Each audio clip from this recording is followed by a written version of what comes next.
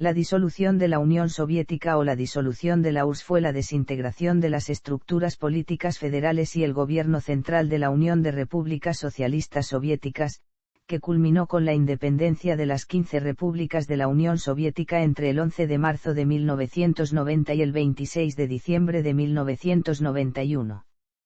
El Tratado de Belavetza fue un acuerdo firmado el 8 de diciembre de 1991 principalmente por los presidentes de la RSFS de Rusia, de la RSS de Ucrania y del Soviet Supremo de la RSS de Bielorrusia en la Reserva Natural de Belovetskaya Pusa. La firma del tratado fue comunicada por teléfono al presidente de la Unión Soviética Mikhail Gorbachov por Stanislav Shushkevich. Estos acuerdos declararon la disolución oficial de la URSS, al poner fin a la vigencia del Tratado de Creación de la URSS, y el establecimiento de estados en las antiguas repúblicas de la Unión Soviética. La disolución del Estado socialista más grande del mundo también marcó el fin de la Guerra Fría. En resumen, en 1991 la Unión Soviética, que era la superpotencia del bloque socialista, se derrumbó económica y territorialmente debido a las reformas llevadas a cabo por Mikhail Gorbachov en vista del colapso económico de la Unión Soviética. Conocidas como la perestroika, consistían en pasar rápidamente de una economía planificada socialista a una economía de capitalismo de Estado similar a China. A ella se oponía, sin embargo, la parte más conservadora del Partido Comunista. Este rápido intento de transición provocó la dislocación del entramado industrial y agrícola de la URSS, el país virtualmente se paralizó, la inflación se disparó y aumentó la pobreza y las consiguientes protestas sociales se canalizaron a través del nacionalismo. La desintegración de la Unión Soviética está claramente relacionada con el contexto surgido tras el fin de la Guerra Fría y la disolución de otros países del bloque oriental, como la disolución de Yugoslavia y la disolución de Checoslovaquia.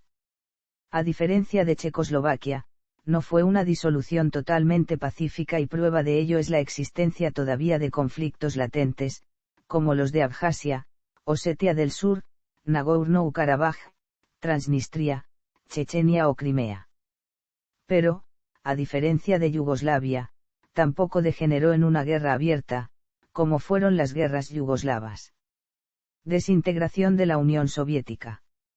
Durante la última parte de los años 1980 se agudizaron ciertos problemas económicos y, en un lapso relativamente corto, la economía de la Unión Soviética sufrió drásticos cambios.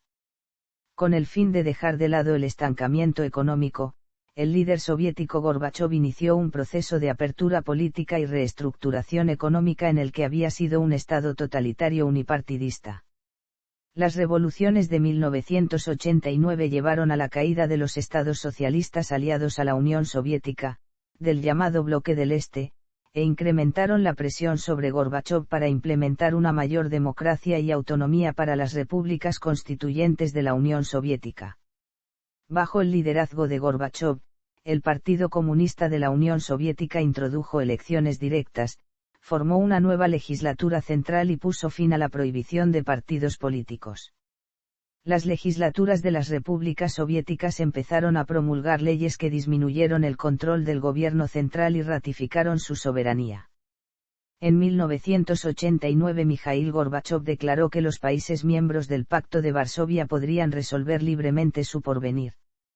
El 15 de marzo de 1990 Gorbachov fue elegido presidente de la Unión Soviética en el tercero Congreso de los Diputados del Pueblo de la Unión Soviética.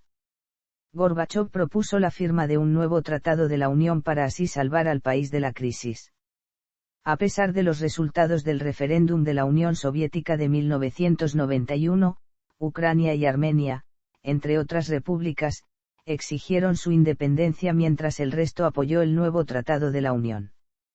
El 11 de julio de 1990, durante la celebración del 28 Congreso del PQS, Boris Yeltsin anunció su baja en el partido.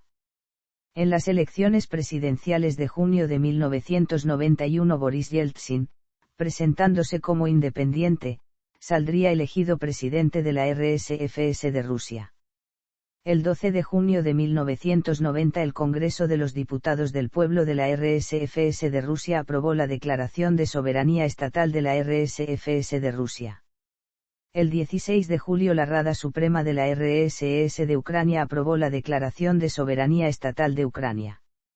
En 1991 se reconoció la independencia de Estonia, Letonia y Lituania. Las crecientes reformas políticas llevaron a un grupo de miembros del gobierno y el Comité de Seguridad del Estado, encabezado entonces por Vladimir Kryuchkov, a intentar un golpe de Estado para derrocar a Gorbachov y volver a establecer un régimen central autoritario en agosto de 1991. Si bien fue frustrado por las protestas populares recogidas por Boris Yeltsin, el intento de golpe aumentó el temor de que las reformas fueran revertidas. La mayoría de repúblicas soviéticas empezaron a declarar su independencia absoluta. El 8 de diciembre de 1991 los presidentes de las repúblicas soviéticas de Rusia, Ucrania y Bielorrusia se reunieron en secreto firmando el Tratado de Belaveza porque se disolvía la Unión Soviética y se reemplazaba por una forma de unión voluntaria conocida como la Comunidad de Estados Independientes. El 21 de diciembre en Alma-Ata, los presidentes de 11 de las 15 repúblicas de la Unión Soviética ratificaron la creación de la CEI mediante la firma del Protocolo de Alma-Ata. Cada vez más impotente frente a los eventos, Gorbachov renunció a su cargo y la Unión Soviética dejó de existir formalmente el 25 de diciembre de 1991. El Soviet Supremo reconoció al día siguiente la extinción de la Unión. Rusia asumió los compromisos y la representación internacional del desaparecido Estado, y fue reconocida como el Estado sucesor de la Unión Soviética en el derecho internacional. Impacto económico tras la desintegración de la Unión Soviética. Como ya se ha indicado, durante la última parte de los años 1980 se agudizaron ciertos problemas económicos en la URSS y, en un lapso relativamente corto, la economía de la Unión Soviética sufrió drásticos cambios. Tanto en la URSS como en la mayor parte de países independientes, se instauraron políticas de transición relativamente rápida al capitalismo. Bajo esas políticas todos ellos experimentaron severas contracciones de sus economías. Este colapso posterior a la disolución de la URSS ha recibido varias interpretaciones. Es cierto que en algunos sectores relacionados con las tecnologías de la información y la comunicación, fuera de las aplicaciones militares, estaban relativamente poco desarrolladas.